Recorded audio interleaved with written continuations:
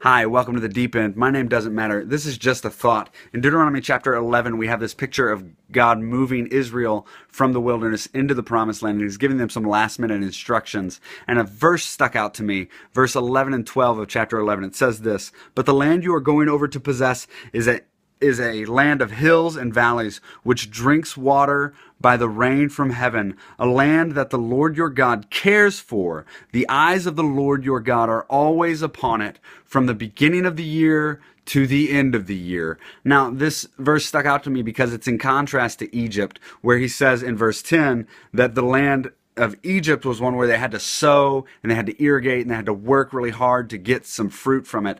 But here they're going into the promised land where God is going to provide everything for them. Rain from heaven is literally going to take care of all their water needs.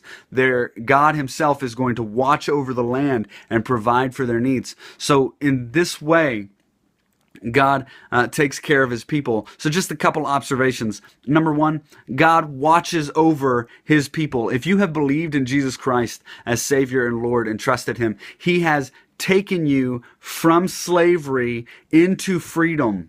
And he watches over your steps. He is taking you through the wilderness right now, and a promised land awaits in heaven for you, being reserved, as 1 Peter chapter 1 tells us, reserved in heaven for you. He watches over it. That word reserved means literally watches over it for you, an inheritance that is imperishable, undefiled, and unfading. So God provides for you this inheritance that he is taking care of, and he is watching over it. Not only that, but God also is watching over your path to get there. You see, the eyes of the Lord are always on the land from the beginning of the year all the way to the end of the year. His eyes never stop watching. They never stop taking care of the needs. He never stops working to sanctify and bring his people into the promised land. So, Christian, you can rest in this thought.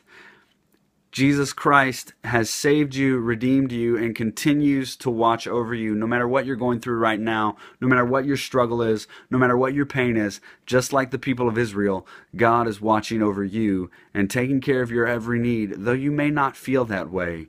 You see, God has redeemed you and rescued you. And in Jesus Christ, he is sanctifying you and helping you to walk in holiness even now. So, thanks for joining me in the Deep End. Now go to work.